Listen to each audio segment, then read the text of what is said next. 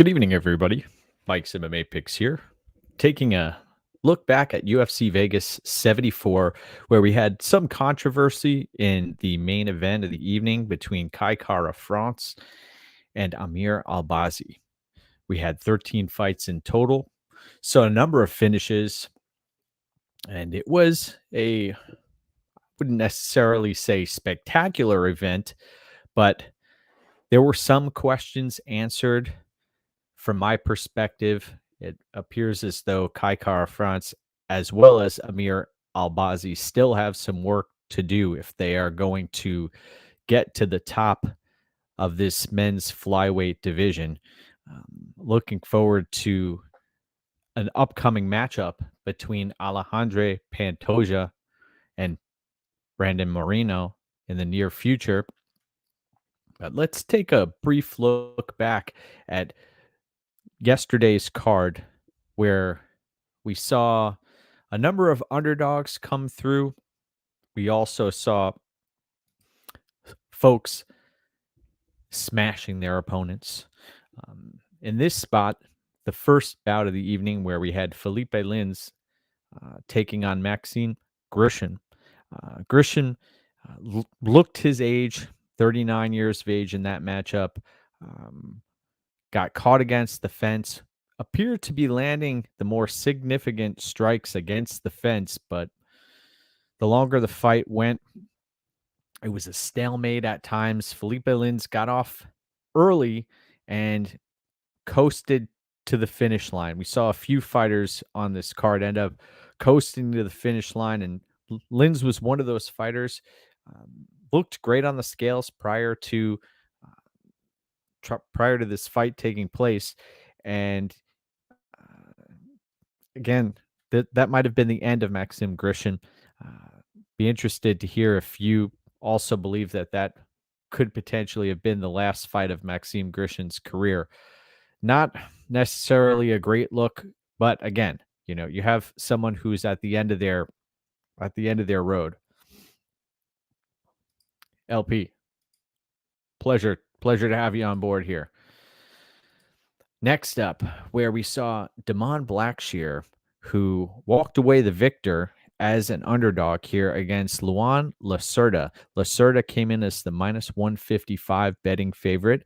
He's someone who was the last fighter to the scales. I mentioned that in the morning breakdown show prior to the event, that was a real concern of mine. He looked haggard on the scales.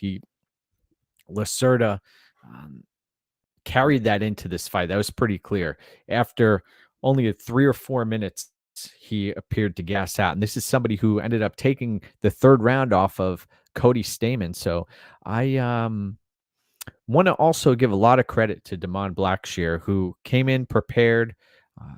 The leg lock attempts of Lacerda were not effective, and Blackshear punished Lacerda on the mat, and referee was forced to end that fight.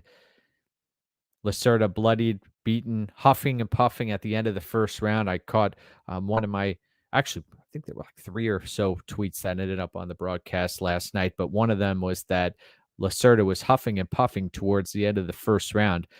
And Blackshear walks away with the victor. That was 2 consecutive underdogs that came through right off the bat. And then you continue through this card, and you had, first suspect judging of the evening was Elise Reed walking away with the victory against Jinyu Fry. But we also have, here we go. Innovation says at some point you have to ask yourself what you're fighting for. I'm Grisham. And Maxim is in that position. Yeah. So he, again, seems to be the end of the road for Grisham there. But back to this fight, Elise Reed, she was just hesitant at range, and she knew that the takedown of Fry was coming, and she had trouble in the grappling department. We knew that was going to be a real challenge for her, and the Team Fortis corner was really pushing for Jinyu Fry to make it across the finish line, to make it to that 15-minute mark, and she did. And then when those judges rendered their decision, that was some suspect judging from my perspective. I thought that Jinyu Fry did enough to walk away with the victory there, which honestly isn't saying that much because both of these fighters, um, they left a lot to be desired out there. And I know that some folks utilize this fight to go grab a beverage from their respective refrigerator. But what can you say? When you leave it in the hands of the judges, sometimes these things happen. And Elise Reed walks away with the victory. Now, what does this mean for Elise Reed's career? Good question. Good question. I think there are many, many, many fighters that she could be fed to in this division. And then Jinyu Fry, on the other hand, uh, looks like another possibly career-ending fight for her. 38 years of age. Um, Man, if you can't take Elise Reed out of there, then there are some challenges in effect. Beverage is on point this evening. Some ice cold, refreshing water. Next up, where we have Daniel Santos taking on Johnny Munoz. One of my favorite fights of the night, where you saw Johnny Munoz, who unfortunately um, ate a groin strike right off the bat, the first few seconds of this bout, and it actually sent Munoz airborne. Oh, tough to recover from. There were multiple groin strikes. There was point deductions. At one point, one of the buckets came into the octagon, and it appeared as though Johnny Munoz was going to vomit, but that did not happen. And Daniel Santos ended up pouring it on here. He, uh, what I loved about Daniel Santos, no fear of hopping right into Johnny Munoz's guard, and he was delivering some hellacious body shots while in Munoz's guard. That ended up paying dividends. Santos walked away the victor, even though there was a point deduction there. So proud of Daniel Santos there. Now, I believe Dan Levy from Best Fight Picks pointed out, gave an option of Cody Garbrandt being a potential opponent. And sign me up for that. If you want to talk about a bout that could make it onto my refrigerator, that would be one that would go right up there. So Daniel Santos, the arrow is pointed up. The cardio still solid. That's one of his weapons, weaponized cardio, and he is a marauder out there. He will not give up on himself. He was caught in a couple of submission attempts by Munoz. I believe Munoz attempted to lock up a triangle as well as an armbar, and no dice. So Daniel Santos walks away with victory there, and really, really enjoyed that fight. Great fight, especially moving past the Elise Reed matchup. Marcus says Elise Reed fought tough. That sprinkle paid off. Good for you. Good for you, sir. Next up, where we talk about Don'Tale Mayes and another potential fight where retirement may be in the near future for Andrei Arlovsky. Arlovsky came in as the plus 110 underdog. By the way, getting back to Santos and Munoz, that fight ended up going to a decision. I know that shocked a lot of folks out there, including myself, to be honest, but I didn't have any action on that bout, watching it as a viewer here, as a fan, and it just goes to show you that some fights, it depends on the opponents, the referees, also when there are point deductions, etc. Things get interesting and get hairy. And with the point deductions, we have to remember that there is a stoppage of the action where fighters can catch their breaths and recalibrate themselves, so to speak. So we'll get back to Don'Tale Mayes, who ended up knocking out Andrei Arlovsky. Impressive performance from Mayes when you consider his opponent. Arlovsky, though, what was disturbing to me was the massive discrepancy in speed and quickness that was on display in that first round. 2 out of the 3 judges ended up giving Don'Tale Mayes the first round in that fight. But you watch that first round back, and um, Mays, man, he may be brought to the slaughter in the heavyweight division now after walking away with a victory here. I'll be interested to see who they end up matching Don'Tale Mays uh, up against next. Or is Sherman going to get another matchup? Um, Romanov. There are a number of prospects out there who it depends on. Do you really want to call Romanov and uh, and Sherman prospects? No, no, no, no, no. Um, Heavyweight division's one of the most shallow divisions in the entire sport. You had a light heavyweight come in John Jones, and he completely wiped out Cyril Gahn, and I have concerns about the future of the heavyweight division. You have John Jones, who he's starting to get up there in age. Also, how long is he going to stick around? How many times a year is he going to fight? And uh, and Mays, who is a prospective opponent for Mays? Who would you like to see Don'Tale Mays match up with? Very, very interesting. So shallow heavyweight division could be a short notice replacement for somebody in the near future. Came in at 262 pounds, I believe, Mays.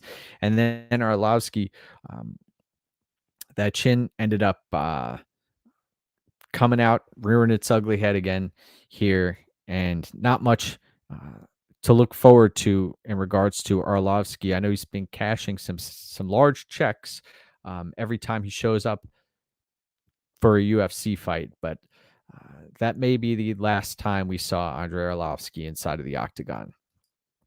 Next up, we had John Castaneda against Muin Gafurov. This was a fantastic fight, and you had a point deduction here for a headbutt, and there was a clash of heads that took place, I believe, in the second round. And must be mentioned that Castaneda ended up dropping Muin Gafurov in the at the end of the first round. Gafurov was bloodied, and he came with his gas tank. People mentioned this was a short notice replacement, but Muin Gafurov, he looked the part out there, and he was the fighter who was really bringing the fight to Castaneda. Castaneda, it almost replicated what we saw against Daniel Santos. Gafurov took a page out of Santos's book and was just marching him down, winging hooks, trying to catch Castaneda, but Castaneda had a full gas tank himself and was winning some of the exchanges here. That point deduction was massive. And also, I believe Castaneda dropped Gafurov at the end of the first round with a head kick. Is that what I believe it was? But that was a difference maker there. And then the end of the third round, Gafurov didn't have much left, and Castaneda found himself in a dominant position on the mat. Sometimes that's all it takes. So Gafurov, he'll get another shot here. Want to see what he looks like with a full camp. And Castaneda skated by with the victory here. So cheers to those who backed Castaneda there. But I also, I was one of those folks who picked Gafurov here, and I thought that he could have potentially won this fight. There were clear moments. Oh, look at this! Some heavy shots from the Tajikistan brother number 2, and we'll get into a fighter from Tajikistan who ended up walking away with a victory here in Muhammadjan Naimov, who landed a right hand in the pocket against Malarkey, who was feeling it. He was in a flow state. Malarkey thought that he was it was smooth sailing, but nope. Ended up getting rocked with a right hand and then dropped and finished on the mat. Massive underdog comes through here for those who took a flyer on Naimov. And Naimov was a short notice replacement. I know he was also a significant favorite in his Contender Series matchup. Here, this is an interesting spot now. Where does Malarkey go from here? Now he's been knocked out a bunch of times. He's taken some big shots. He's a tough guy. Hard to prepare for these short notice replacement fighters. Um, some that's a real challenge. And I know John Jones, remember when he didn't accept a fight against Chael Sonnen on short notice, wasn't ready for him. And you do occasionally see fighters turn short notice replacements down. And Naimov is an example of what can go wrong when you accept a short notice fight. Malarkey ends up getting his bell rung and gets finished. And no problem with the stoppage there. Malarkey wasn't intelligently defending himself in that spot. So cheers to Naimov and those who backed him in that spot as a massive underdog. Now, this is another spot where an underdog came through. Alessio Zaleski dos Santos defeating Abubakar Nurmagomedov. Dos Santos came in with a full gas tank, ready to go, 36 years of age. Ended up taking some shots early on in the opening exchange, got put against the fence, and then his takedown defense held up, his cardio held up, the knees and the clinch were a real difference maker for Dos Santos, and down the stretch, Abubakar Nurmagomedov was fading and fading hard, and then there was an exchange at the end of the third round where I believe Santos tried to land a knee, and there was some bad blood at the end of that fight. But I thought the rightful winner was Dos Santos. He looked solid out there, even as an elder statesman now, 36 years of age, and welterweights. So what's going to happen here for Dos Santos? And also, where does Abubakar Nurmagomedov go from here? That's a question I have. Nurmagomedov, not very impressive out there, and especially if you played him as a favorite, he really dropped the ball in that department. I know to some it was a very, very close fight, and when I watched it back, besides that initial exchange in the first round, Dos Santos really was doing a number on Nurmagomedov. I know at the near the end of the second round, Nurmagomedov landed a takedown, but wasn't able to do anything with it. And there was, in the stone age of MMA, where if you landed a takedown at the end of the round, that pretty much sealed victories. But not the case anymore. Not the case. So congrats to Dos Santos. Gets back in the winner's circle, coming off of, I believe they said that he had tainted supplements. That's what kept him on the shelf. Very impressive victory here by Karine Silva, who defeated Caitlin Souza. Caitlin Souza got caught in I believe, a knee bar and tapped too late. And you could see on the instant replay, her knee give way, and she looked like she sustained a catastrophic knee injury. I'll look to Kevin Nicholson, see if he posts any of the updates regarding Caitlin Souza's injury there.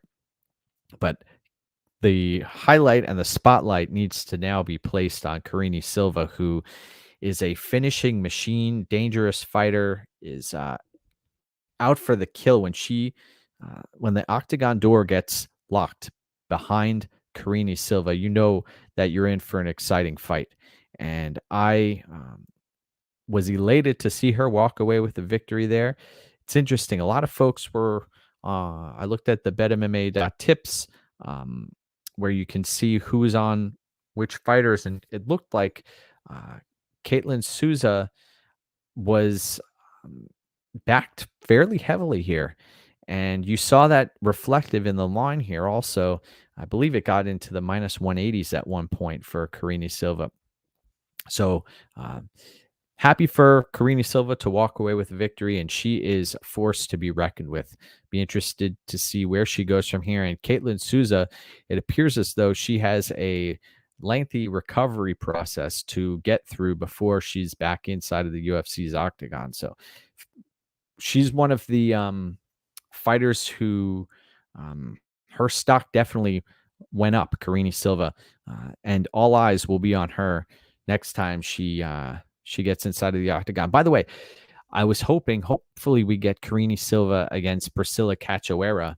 I know Cachoeira got pulled from the previous matchup of a matchup with Karine Silva.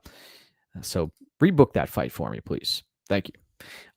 Then we also have Tim Elliott taking on Victor Altamirano. Altamirano, who was coming in as the plus 155 underdog, had no answer for Tim Elliott's takedown prowess. He was caught against the cage multiple times. And you heard James Vick working through the process, trying to help Altamirano work his way back to his feet, and it was not happening. But I will say this, Victor Altamirano was getting his strikes off at times when they were at range, and Tim Elliott took some significant strikes. Wasn't folded, though, did not fold, made it across the finish line for a unanimous decision victory. Proud of Tim Elliott coming through, overcoming adversity outside of the octagon, and the post-fight speech. I was expecting to hear a little bit more emphatic of a post-fight speech. One thing I noticed that Michael Bisping didn't mention, the mouthpiece of Tim Elliott was in his mouth while he was giving the entire post-fight speech. And Elliott grinded his way to a decision like he's done many, many times before. The finish wasn't necessarily on the table in that matchup, primarily due to Tim Elliott's relentless pressure. And Altamirano seemed like he barely made it through 3 rounds. He appeared gassed midway through the 3rd round, and that was all she wrote. So Tim Elliott gets the victory. 36-year-old flyweight. You don't often see flyweights competing at a high level in their late 30s. And where does Tim Elliott go from here? He's pretty much a gatekeeper for the men's flyweight division for the better part of a decade. So I'll be interested to see where he goes from there. All right, let's see. Not a great night, but ensured that my bankroll will live to fight another day. Yes, that's one of my mantra, is that even on your worst day, your bankroll should fight another day. And how do we do that? By taking a measured approach every time out from a handicapping perspective. You want to be cognizant of risk mitigation, and you don't want to be risking a tremendous amount of your bankroll on any single event in a night. Of course, there are upswings and downswings, and even though you pick your spots, sometimes there are good days and bad days, but you never want to give back everything you worked for. And by what you worked for, I mean, when we talk units, 1 unit is typically 1% of a bankroll. So if you're risking 20, 30 plus units per event, that could be a potential recipe for disaster, especially if folks are tailing you potentially for the first time. You have to do your homework, make sure you understand whoever it is that you're tailing, their process and their betting style, and find someone who suits your style, because that's, at the end of the day, what matters the most. You want to also do the independent homework too, when you're breaking down fights. Formulate your own opinions, and of course, you want to hear from folks who are intelligent and have a track record of success, but also make sure that you do your homework. Next up, where we had Jim Miller, who tore right through Jesse Butler, and this was the fastest finish of the night. Jim Miller was on fire, and that left hand was like a piston, putting Jesse Butler out, and I believe he landed one extra one for good measure, and Butler, he went out quick like that. So my question now is, who does Jesse Butler get next? Uh, I know Moitano is not in the promotion, I believe, anymore. So Moi so Butler is a 145er. I was looking up and down his Tapology page and trying to assess who would be a good fit for him. And Makwan Amirkhani might be a fight at featherweight for Jesse Butler. We could possibly get Makwan back on track with that matchup. But then you have Jim Miller on the other side of this fight, who ends up with another finish victory, with another win inside of the UFC's octagon. And Miller is 39 years of age. He's closing in on UFC 300, and that honestly, it looks like it's going to happen. UFC 300 is not far off. We've got UFC 289 next weekend, so looking forward to that. And the arrow is pointed up for Jim Miller. By the way, we didn't talk about this, but Jared Gordon getting pulled from the card, knowing that we all saw that Gordon was basically knocked out against Bobby Green last time out, and here he is, showed up on Fight Week and talks about what went down, and somehow he made it that far along in the process before getting pulled eventually for Jesse Butler. But give Jared Gordon some time to recover. I'm surprised that he ended up making it to even Fight Week, and I believe he was cutting from like 190 pounds down to lightweight for this. So that possibly was a recipe for disaster there, and Miller could potentially have hurt Gordon pretty bad there. So happy for Jim Miller to walk away with the victory. Looks like we've got some comments here. Jim Miller versus Paddy Pimblett. Oh, wow. You know what? JSJ, I agree with you there. That would be something I'd like to see. And I believe Paddy is recovering from an injury as we speak. Maybe Miller wants to keep busy. Maybe UFC 300, Pimblett versus Jim Miller. That has a nice ring to it. Co-main event of the evening, where we had Alex Caceres, who, man, this guy continues to evolve. Even in his mid-30s, has solid cardio. Took some big shots from Daniel Pineda, but also Caceres' kicks, they were causing Pineda big issues. Pineda was folded up a few times. Almost looked like he was glitching out there from getting hit to the liver with that left kick that was headed towards the right side of Pineda's abdomen. And Pineda was a shark on the mat. He was coming close to locking up submissions, playing possum multiple times during the matchup.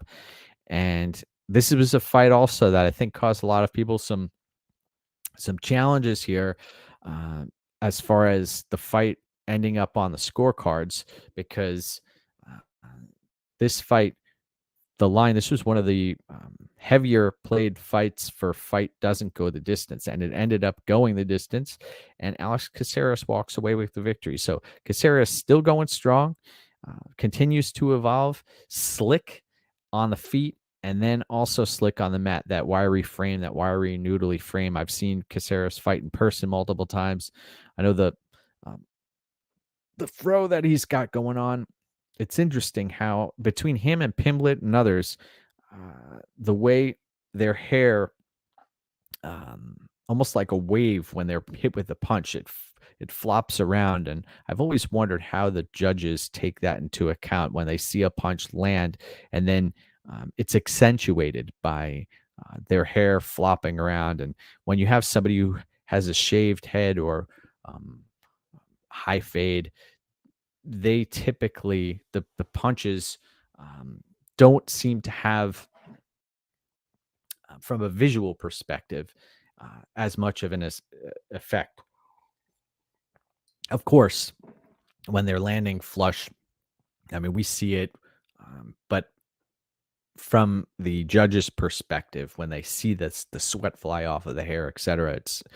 It's something that I've always wondered about. So Alex Caceres walks away with the victory. Proud of him. Excellent matchup, excellent fight.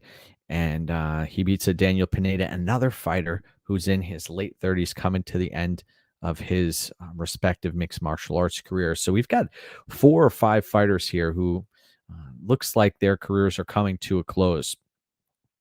But Pineda did fight pretty damn hard during that matchup, and he was live in that fight multiple times. I believe he had Caceres mounted in the either first or second round, and could have potentially had a fight-ending sequence on his on his side of things. So, uh, Caceres, congratulations, and then you have Amir Albazi, who gets the nod from the judges here in the main event of the evening, a flyweight matchup with title fight implications here. Kai Kara France, who sat at minus 105. I know a lot of folks played Kai Kara France when he was in the plus 160s, plus 130s, etc. And then this fight ended up closing near Pick'em, and it was a tale of multiple fights, multiple rounds inside of a fight here. So Amir Albazi, obviously, he has the grappling prowess and was able to ground Kai Kara France midway through the fight, come very, very close to locking up a rear naked choke submission. I believe the hooks were in, body lock was on the verge of being set up, and Kai Kara France was fighting the hands and ended up uh, getting out of the submission attempt. What else is new here for Kai Kara France?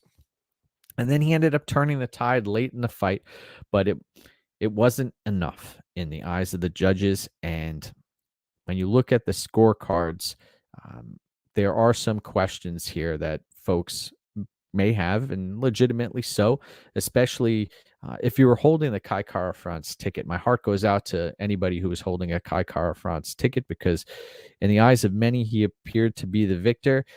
But then you also watch the fight back, and Amir Albazi did have his moments.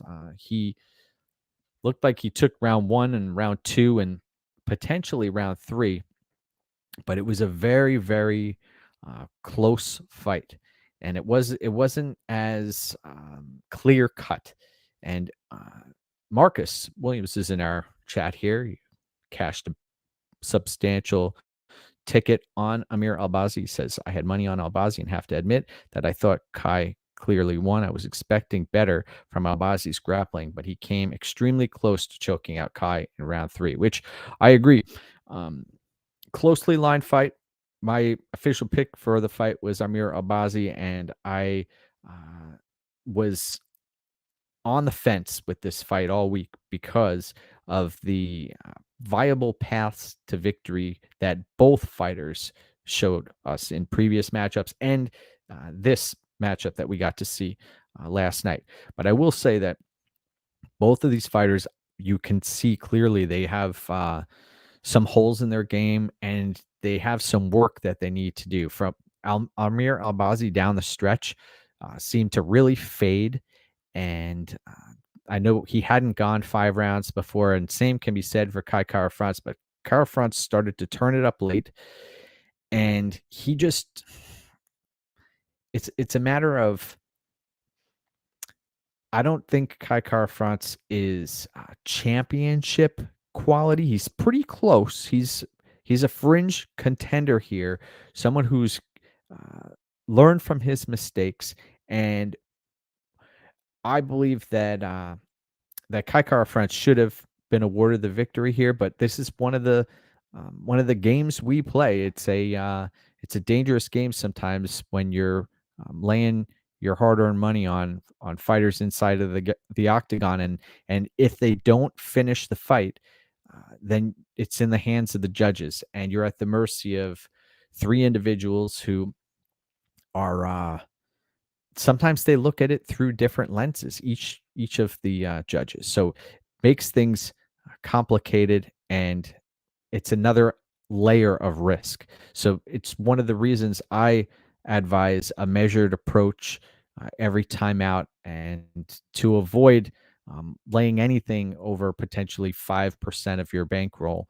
Um, so Amir Albazi walks away with the victory, and now he's going to get a step up in competition against his next opponent. I saw Brandon Royval throw his hat into the mix, and I'd love to see that fight. I actually think Royval ends up winning that fight against Albazi if they book it. Love to see that matchup. It's I know Royval has his warts also and limitations, but the longer a fight goes, Brandon Royval's he's live and he's dangerous, and he's one of my favorite fighters in the men's flyweight division.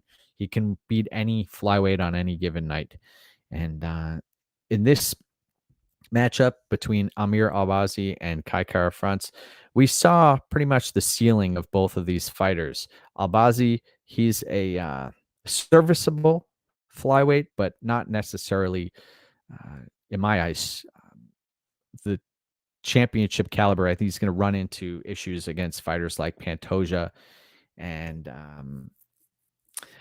I don't want to. Figueredo is a tough one because he's starting to get up there in age. But if you look up, Moreno would be, I believe Moreno would dominate Albazi.